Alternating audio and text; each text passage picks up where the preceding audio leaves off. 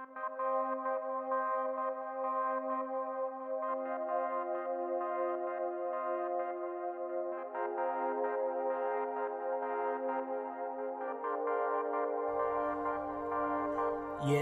we bring reviews of your house. Talk to our dudes of your house. I bring my views of your house. Wrestling truths of your house. We talk to you in your house. We keeps it cool in your house. We keeps it cool in your house. I'm spitting truths in your house. Yeah.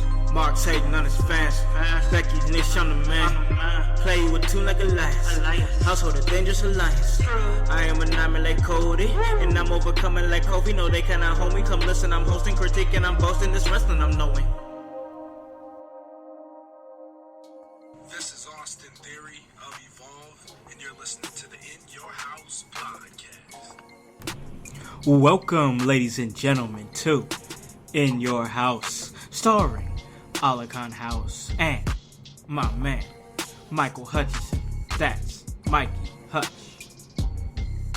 This is the People's Podcast. Hi.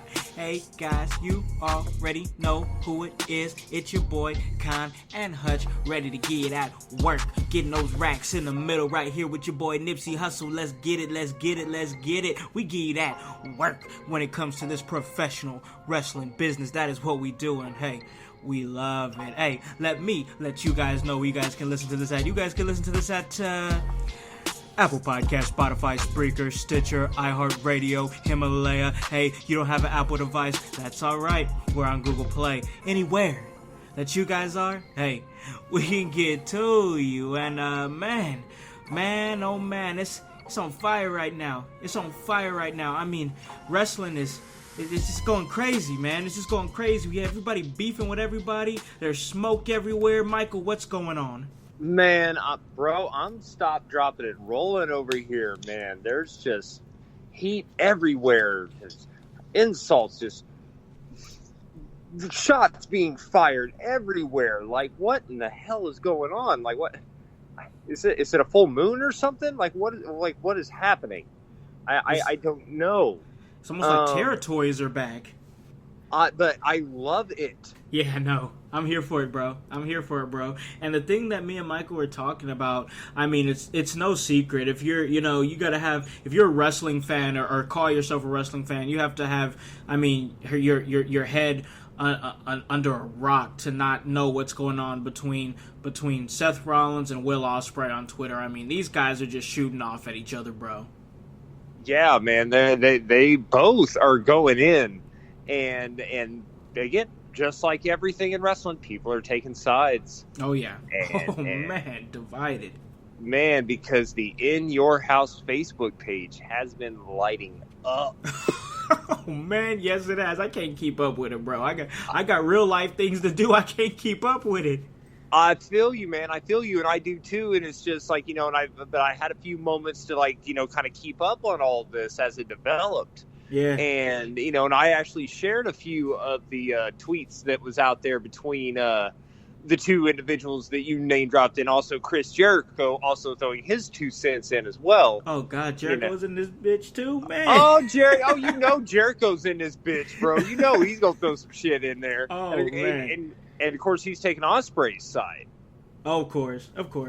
Well, because one of the things was all Seth Rollins called him little man. Yeah. And Jericho's like, he's taller than you. Yeah. Because because apparently he technically is. Yeah, I think he technically is, man. So it's like, I don't know, man. I don't know. I love you, Seth, man, but man, Oof. But from Seth's standpoint, bro, it makes sense. He's their champion. I know. I get it. Yeah, I get it. Of course, he's going to represent his brand. So I mean, I'm not mad at him, but it's a flimsy, foundation to stand on. Man, it is. It seemed like, man, best pro wrestler on the planet. Man, it just feels like you're eating a little shit saying that. You know what I mean? Right, and I mean, to a certain degree, to give WWE their credit, they really are. And you know what? And this is for all you people out there that happen to think that we're biased. I see you guys out there. on the page and whatnot, and again, I love every single one of you people. Yeah. And I hope at least one of you people who think we're biased hears this. WWE is the standard bearer. Yeah. We never said it wasn't. They have been ever since basically the Hulkamania thing went down. Yeah. Oh, yeah. They have been the bar. And now we just happen to have somebody else, again, who just may be able to compete with them. Yep. So, again, yes, WWE is the standard bearer. So there you go. But as we always do, if something's good, we're going to talk about it being great. If it's bad, we're going to talk shit about it. It don't matter what the brand is. Sorry, I just had to get that out. No, I get it. I hear you, man. I hear you. And it's just a thing, man, like, we call it down the middle, man. So as much as we like Seth Rollins, man, some of the things that he's saying, I'm just not vibing with it. Just because it's Seth Rollins doesn't mean I'm going to agree, Right. And Seth Rollins, let me say this, both talents are absolutely incredible in the ring. They both can go. They both have amazing credentials. Their resumes speak for themselves. Yeah. Bottom line, I don't care what side you're on. And I would love to see a match between the two. Oh, absolutely. Absolutely. That's man. I want to throw that out to the listening to the listening audience, the household out there. Is that a match you guys would like to see? I mean, Will Ospreay versus Seth Rollins? I mean, definitely. Is that something you guys want to see? I mean, I would definitely chime in. There you go. And I don't know, it may have happened. I don't know if Tyler Black has thrown down with Will Ospreay at some point. That may have happened. I don't know. And if it has, you guys can throw it out and please send me the link of it. Absolutely, because I want to see it too. Because absolutely, I want to see that. Yeah. So, but yeah, especially now, and it's interesting how this all just came about. You know what I mean? Oh yeah. Because it just seemed all out of nowhere. I don't know if those two have ever had dialogue previously, other than like now, right? Not that I know of. I mean, I can't say that I know for sure. I mean, obviously, I'd have to do my research and look back and find that out. But off the top of my head, no, I don't know that they've ever had any sort of interactions before this. Not that I'm aware of. Right, and I get, because I do believe it was Ospreay who responded to Rollins is what triggered all of this. Yeah, because like Rollins was like, to follow at the pay-per-view or the special or whatever, best wrestling on the planet, blah blah blah, follow that, and Ospreay's like, well, I exist, or something like that. Yeah, and then that's when Rollins went in about Ricochet and blah blah blah, and, so on and so forth. I mean, and again, it was a really interesting dialogue between both of them. And for all I know, they may be cool and laughing all the way to the bank because Will Ospreay got a T-shirt out of it. Exactly. Because he's all like, whatever, I want to make money out of it. But the bottom line is this: work or shoot, I don't give a fuck. It's entertaining, and I like it. It's good shit, man. It's good shit, pal. Yeah, exactly. Now that's good shit, pal. And how funny is it? A random feud on Twitter that just blossomed out of nowhere today ended up being one of the most compelling things thus far that's happened on wrestling this week. And I can't speak for SmackDown because it's about an hour and 24 minutes in at the time we're recording here, and I haven't watched a second of it. Yeah. So I can't speak on that, but I'm assuming there's probably some multi-man tag match that's either happened or going to happen or is happening right now. It's already happened, bro. Right. It's already happened. Because everybody's got to get their shit in. I know. Because we got too many damn people. But anyway, yeah, it's fun, and the thing is, it's like, what's the payoff? You know what I mean? Yeah. It's like, rah, rah, rah, we're going to talk shit, and then that's it. It's like there's no end game to this, really. But it's fun. Whatever. But I think it's just a sign of things to come. I think so, too. And I think that these are the type of conversations that is going to make wrestling just that much more interesting, because this is an aspect that's been really missing from wrestling that applies to like the NBA and Yes. and NFL and stuff like that is like off field, off court, out of the locker room type beefs and stuff like that you follow on Twitter, and that's hot. Like, you follow the hot trends. Like, if you see two athletes or celebrities beefing on Twitter, like, everybody's talking about it. You do that with wrestling too, and they did it effectively with this one. I think they've done it before effectively, but this was super effective. Absolutely. Just wait until AEW starts pulling like 3.54 million people per week. Oh man, there's gonna be some talking, and then they can actually start talking a little bit of shit. Oh, and yeah. what the hell's WWE gonna say? Tune in next week for our 8-man tag team elimination match. And their best 2 out of 3 falls matches. That's now like a uberly used thing now. Yeah.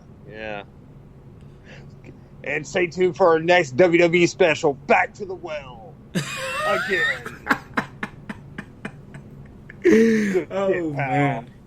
That's good shit, pal. Oh, yeah. We got brought to you by Charmin, because you got to have something to clean up all that good shit, right? Asterisk. This In Your House episode is not sponsored by Charmin whatsoever. Not at all. Oh, man. But We need some sponsors, though. Can the In Your House show get a sponsor? I would love to have some kind of line to read about some kind of random product. I can make it sound really awesome. Oh, yeah, we can make it sound real good. I'm just going to throw it out there. I can. Yeah. Oh, man. What's I can sell a ketchup popsicle to a woman with white gloves. Absolutely. Where are you guys at with the sponsorships? Come on. I could do it. Ice to an Eskimo. I could do it, bro. All day. We'd be the best, bro. We'd be the best at it. Exactly. Come on. Let's make that work. There we go. Everybody, household, make it happen. Get your people out there. I know one of y'all out there knows somebody. You know you love us. Exactly. Oh, y'all do. And we love you, but we need some sponsors. Come on, we need some sponsors over here. And there you go. Hey, in all seriousness, if you guys know somebody out there who may want to get some stuff out there, we may be able to work it out. You know what I mean? Hit us up. No doubt.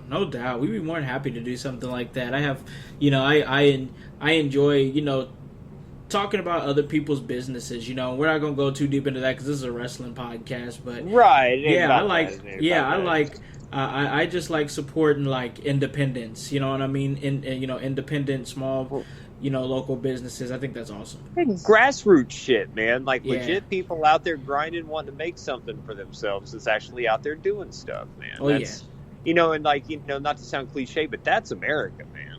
Oh, not this richy fucking capitalist, whatever. Oh my God, I don't even want to get into all that because it ain't that kind of show. But right. You know what I mean? This corporate shit. Support the local stuff, man. Local businesses. Like, don't go. Like, if you want fruit, don't go to fucking whatever your major grocery store brand is. Go to a fruit market. Buy your fruit, vegetables, and stuff there. Yeah. And it's probably gonna be better for you. Yeah. Yeah, it will. And trust me, this is coming from somebody who eats bacon all the time, so I know what I'm talking about. Oh yeah, bacon's great though. Bacon is great. It really is. It really is. And sorry to any of our vegan fans out there. I respect your discipline. Absolutely, great discipline. And man, speaking of things being great, that was a pretty great main event on Monday Night Raw last night, I think. Look at you with the smooth segues. Smooth segues. See, that's why we are what we are, ladies and gentlemen. Did you see that? Did you hear that? Did I go in your ear holes? Was that smooth as silk? It was like butter, baby. Ooh, man, I about dropped my phone. It was so smooth. They like that. The household likes that, bro. Boom, boom. That's what we give you. We just give you the best here at In Your House. For goodness sake, will you guys go buy a freaking shirt? www.prowrestlingtees.com/inyourhouse. Come on, show them that you're a member of the household with those silky transitions. Let's go. Segway Jones, bro. Buy a shirt. Those fresh red ones. I bought one myself. I'm not going to lie. I had to get one. Yeah. So it is ordered, and I do believe it's on its way, I think. I don't know. We'll have to see how that goes. But yes, I got one. And again, you should too. And by the way, we got so many ideas as far as t-shirts go and artists lined up. We got badass ideas. It's coming. It's going to be awesome. You guys are going to love it. Yes. You guys are really, really going to love it. I cannot wait. We're just, all this progress, we're moving in the great, in just some of the best directions we could possibly go in. So, yeah, we got some really, really cool stuff for you guys. And, man, we got to get back on track here with this main event, because I thought the main event was really good last night. It was Ricochet versus AJ Styles in a non-title match, even though Ricochet is the newly crowned United States champion. Once again, congratulations to him. But yeah, they had a really good main event last night, man, and I just really liked how the United States Championship was highlighted in the main event of Raw. Good stuff. Yeah, I gotta say, it was really good. It was a very competitive match, and AJ fought valiantly, and Ricochet showed his ass, and it was a really good match. Did you say Ricochet showed his ass? I did. That is the thing that happened. He moving on. Yeah, it was a. How does this keep happening? Oh man, see, pro wrestling's amazing, dude. See, again, anyway, but yeah, but in all seriousness, it was an awesome match, and there was no way it couldn't be. I mean, look who was in it. Oh yeah, look who he had, and of course it's not over. It's going, and I'm fine with that. I can't wait to see how this. How I always say, like, between two like great competitors like these two, a best of 7. Ooh, yeah, that could be really good. Right, and those two could keep it fresh the entire time. Oh, dude. Every match, because obviously they're going to go to 7. I mean this in the best way possible when I say watching Ricochet versus AJ Styles is almost like watching AJ Styles versus AJ Styles. Facts. And yeah, because they're equals in a lot in man. Oh, yeah. I mean, but still different as well. They're not like cloned, but yeah, I mean they run on the same gear. Yep. Basically, just they go and go and go and go, and yeah, this is going to be fun. And there you go. That right there. There you go, WWE fans. Yep. I am looking forward to AJ Styles and Ricochet. You're looking forward to United States Championship feud too, and that's great too. Exactly, which brings prestige to that title, makes it legit. Which I believe we said on the review show, that Ricochet could bring legitimacy to that title. Yeah, they started it. They started them off on the right foot at Stomping Grounds. And can I brag for a minute? Sure. I called it. What's that? The intergender match. Oh, yes, you did say that was going to happen. Uh-huh. Yep, Kayla said that too. She said the exact same thing. You were both right. Boom. And that don't surprise me. Great minds. Happens with her and I all the time. Yep, she said it almost immediately, bro. And then you said it, and I was like, man, because I didn't have no opinion on it, so I didn't even say it's going to happen or wasn't going to happen. I just was listening to both of you guys, and then boom, I was like, sure enough, they was both right. So yeah, you guys were both right, and yep. Yeah. I mean, it was all right there. Yeah, but you had that Baron Corbin filter on. Anything Baron Corbin's involved in, you kind of just like block it out. There it is. I mean, I think that's it. That's it. And that's so sad, because have we told the story on here about Baron Corbin? I'm not sure that we have. About, back in NXT, where we saw him in NXT? Oh, no, we haven't told that story. Should we? Yeah, go ahead. Yeah. You want to segue? Like, okay.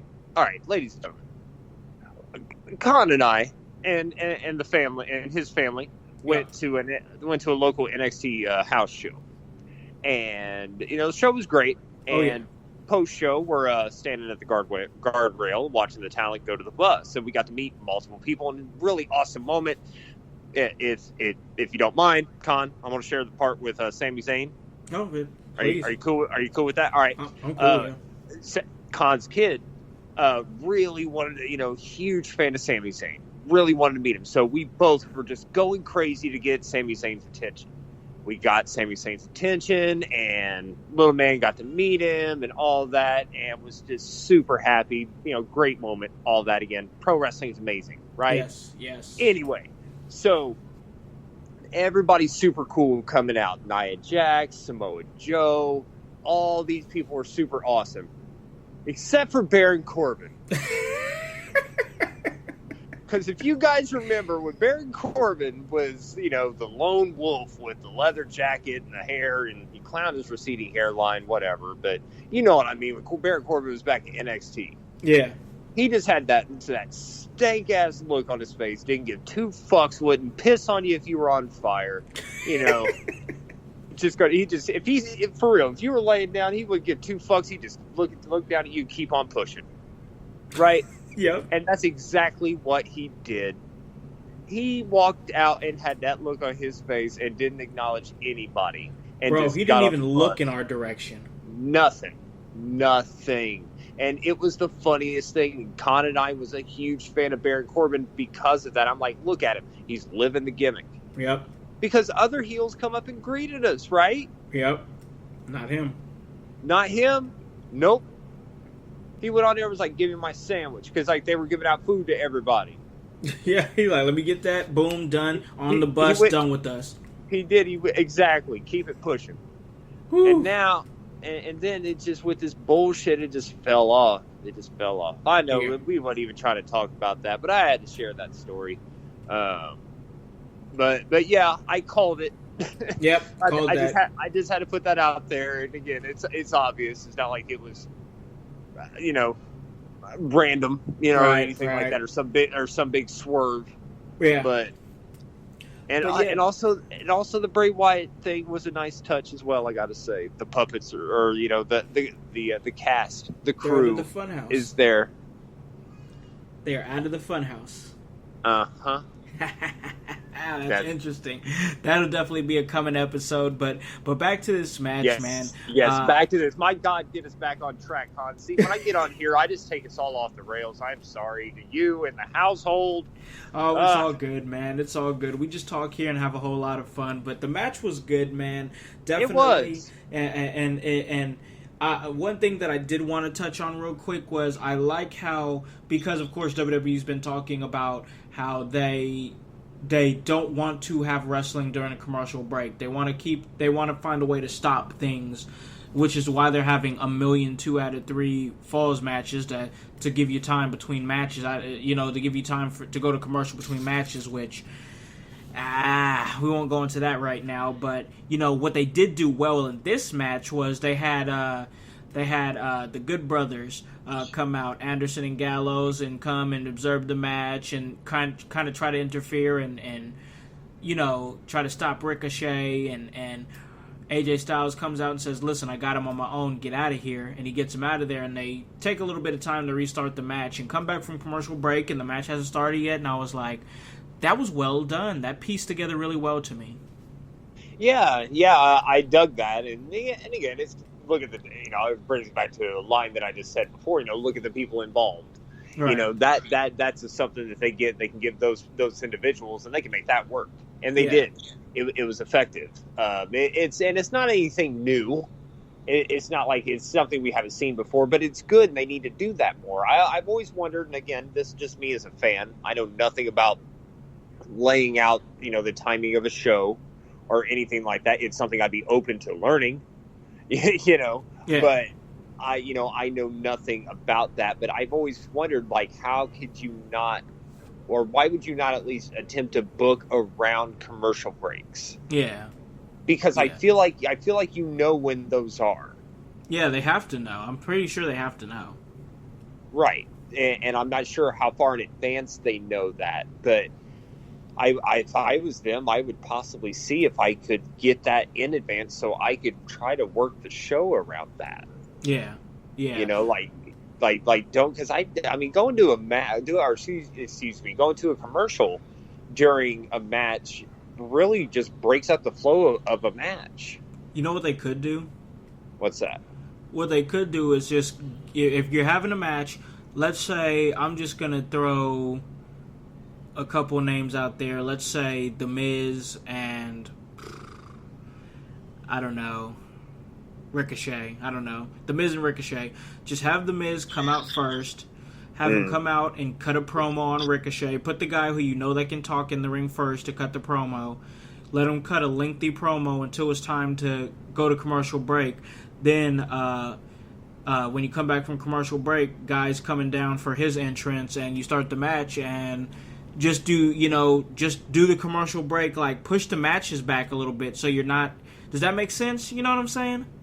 Yeah, just kind of like push things around to kind of work around, because I mean, you're working around the commercials and your sponsors and everything in every other way. You might as well work your show around them too. Yeah, exactly. Like there shouldn't be wrestling during commercials, because you got to think about it like this: like something awesome could happen and then the live audience didn't see it, or they're told, hey, during the commercial break, just use rest holds or something like that, and then the live crowd is bored for like 2 or 3 minutes. You know what I mean?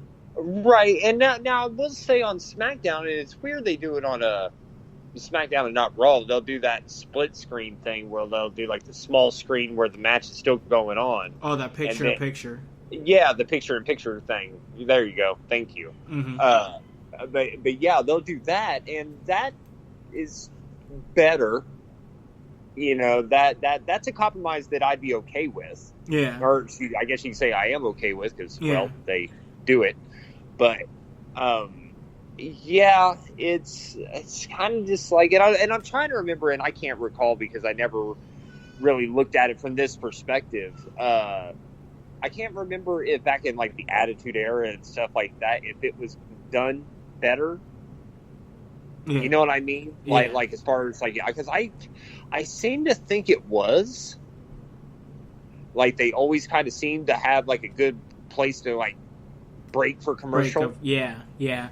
But it was, I mean, the flow of the show was different. You know what I mean? Like, I think that, I don't know, it feels like they're not placing their in-ring promos where they need to place them. Like, if you're planning for TV, like, plan your commercial breaks around your promos and backstage segments, and kind of try to stay away from the matches. Right, exactly. That's what I'm saying. That perfect. So, but yeah, I know nothing about doing a TV show. You know, if anybody out there who does, correct me if I'm wrong. Well, I mean, we kind of do.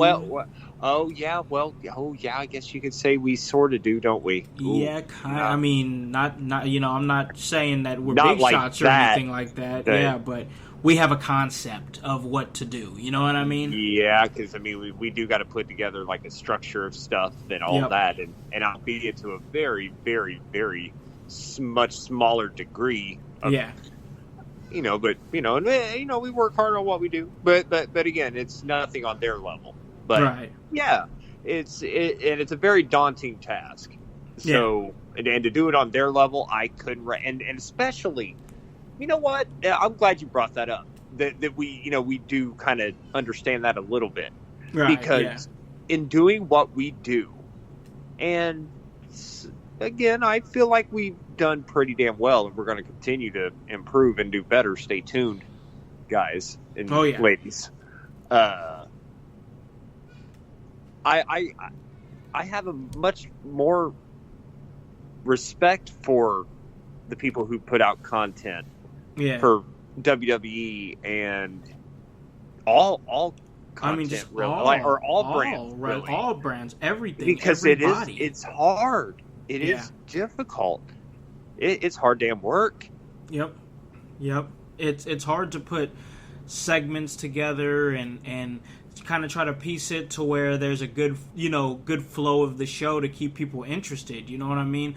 We're lucky because, I have entertainment experience, and then of course the Riddleman kids, piece everything together, but we're all a team, and we all pick each other up and build each other up, so yeah, we do have a concept of it, and that's where we got into this whole giant diatribe here about wrestling during commercial breaks, and of course we're gonna get back to the match at hand, but this is just so important. That's why we're talking about it so much. It's important because it's how do you fix it? It's fixable. It's something that anybody that has even on any scale done what somebody does production-wise for a television program, or even what we do, even on a smaller scale, on just, streaming platforms and Facebook Watch and stuff like that.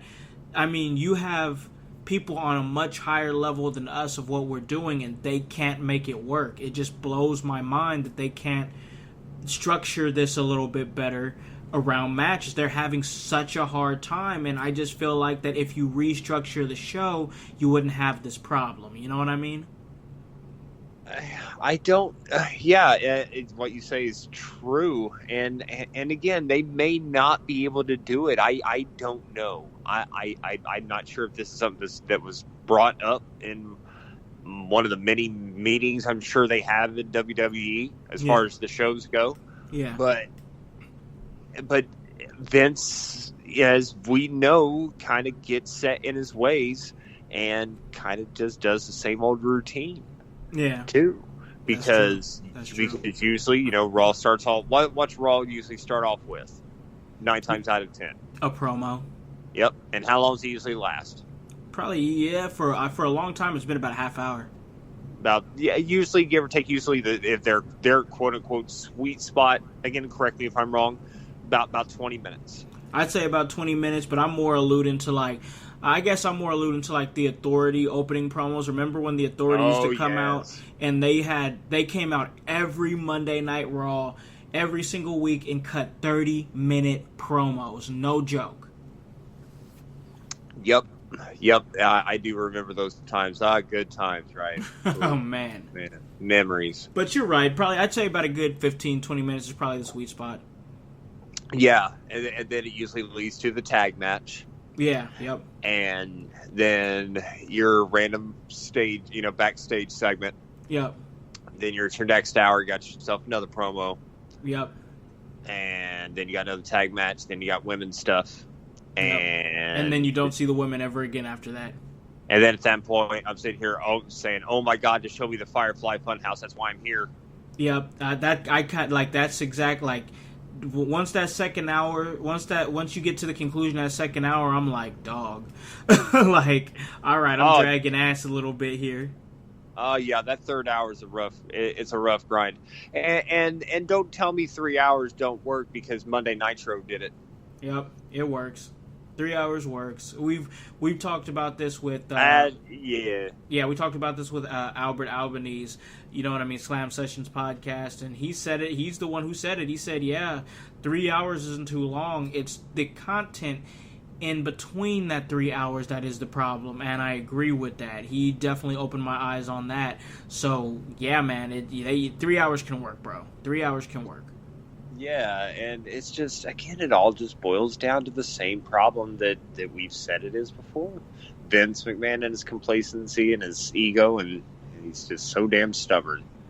Absolutely, you're right about that. But also, I have to say, it seems like they are starting to come off of some things, and I really, flowing right back into the match. That's what I saw last night. Is that they did a good bit of business with that main event. Commentary was really, really good. That was maybe because we just did commentary, we won't go into all that because we've already led astray from the match too many times at this point. But yes, we have. Sorry, guys. Yeah, hey, we just talk casually. We have fun here, so just ride with us. And but I just noticed commentary was just amazing last night during that match. Michael Cole seemed inspired. Corey Graves is Corey Graves, and we just had just the right amount of Renee Young in there. They really hit it last night on commentary, I think, for the main event.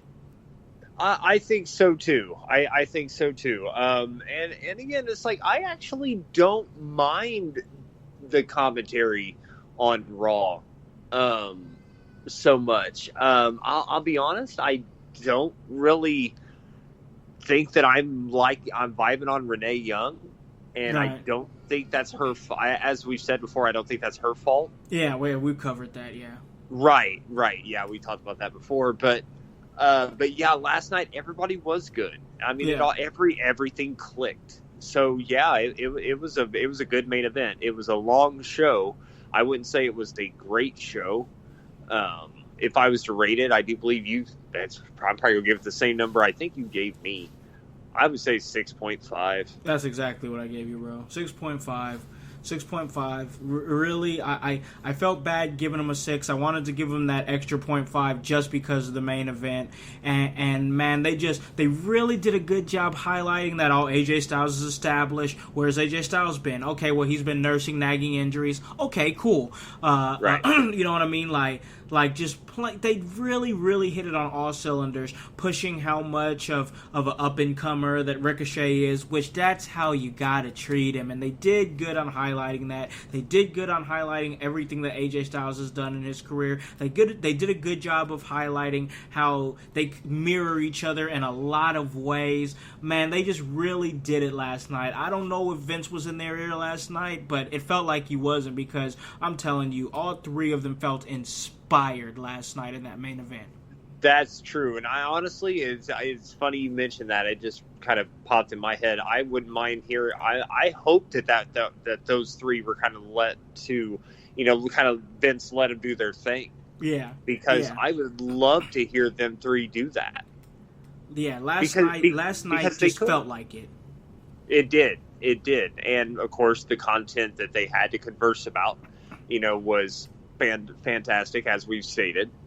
But and that made it, I don't want to say it made it easy, but again, they had good subject matter. Yeah. But yes, they did. The passion was there. Oh, yeah. So. Yeah, the passion was definitely there. I'm not saying it was there all night. I am just talking about the main event. And the main event felt amazing for a lot of different reasons. The in-ring talent, the crowd, the commentary. It all felt right, and it was structured perfectly. So good job, WWE, for that. AJ Styles goes over clean as a whistle, bro. What do you think about that? I'm fine with it. I mean, it's. I don't think it didn't hurt Ricochet at all. No, I agree with that. No, it didn't. And it just means that the feud's going to continue, and I'm fine with that. Yep. And what's the next show? Extreme Rules. Extreme Rules. Yep. Is that it? Oh boy, Extreme Rules are going to get extreme. Oh dog, give me extreme shit, pal. Oh, bro. Okay. I am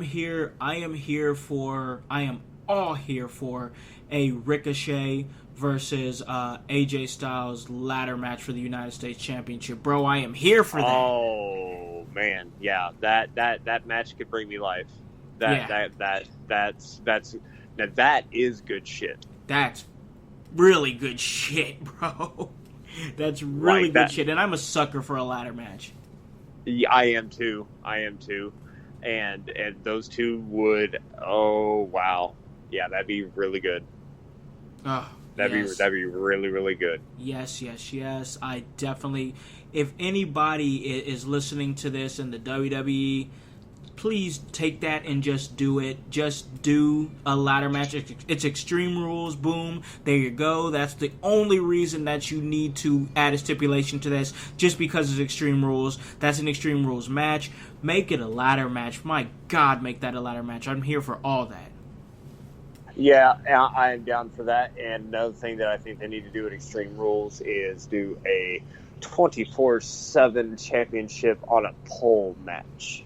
Oh. With a special guest referee, your friend and mine, Vince Russo. You said his name again. There it is, the Voldemort of the wrestling business. You said his name. Now all the marks are gonna turn to stone. There you go. Oh man, hilarious stuff. But the last thing that we want to talk about, there's no segue for this. And we've had a lot of fun. Yeah. We've had a lot of fun. Like, we enjoy, having fun and jocularity and just being funny and all that stuff here at In Your House. That's what we do, and that we continue to bring you that, and we will continue to bring you that, but this is not what that is, ladies and gentlemen. We're going to get real serious. We promised a few people in our UK listening audience. We love you guys. We appreciate you guys listening so much, and we lost a real one, Michael. We lost a real one. Talking about Lionheart, Adrian McCallum. We lost him last week, and he was an absolute legend in the UK wrestling circle, bro. Yeah, yes, sir. And as you said, much love to our UK people out there. And we love you guys. We know you guys are out there. You guys, and I hope you guys hear this. We know you guys lost a warrior. Yeah. You guys lost, a pillar in your guys' territory, your guys' area, your guys' and I hate that. And I'll be honest, I'm not going to sit here and act like, because I'm going to keep it as Khan says, I'm going to keep it in a stack, as it were. I'm going to keep it 100% real. I did not know who this man was until the stories came out about him. Yeah. Passing. Yeah. And I hate, and after like doing the research and seeing who he was, I hate that I had to find out this way. I hate that that it took him passing for me to know his name. Yeah. But that notwithstanding, I'm glad to know his name. Yeah. And I hope he's up, wherever he happens to be. I hope he's tearing it up with the legends that have passed on to that other side.